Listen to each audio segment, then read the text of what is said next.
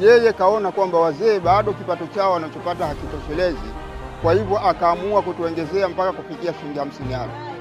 Kwa hatua hizo natoa pongezi na kumshukuru sana, na awe na moyo huo huo, Mungu amjalie heri na baraka ili kuweza kutufikiria zaidi. Kutokana na mchango huu wa shilingi 50,000, kwa kweli tumenufaika sana sana, tena sana, kwa sababu tunaweza kufikiria upangilio mzima wa kimaisha yetu kwa mwezi kwa kuzipata hizi shilingi 50,000. Hizo vile vile nalipa mambo ya shule, mabuku watoto wangu hawana nanunulia, na vile vile kama fomu hawana nanunulia. Kwa hiyo ukweli ulivyo ni useme ukweli ulivyo, rais katusaidia sana tena sana sana. Shilingi 50 tunaaminiwa kukopa kila sehemu, hata ukaenda sokoni madamu unajulikana unapata pension, unaaminiwa kukopeshwa. Kwa hiyo alhamdulillah rabbil alamin zinasaidia sana, na mpaka leo zinatusaidia, kwa sababu mimi hapa nilipo nazo bado zimebakia.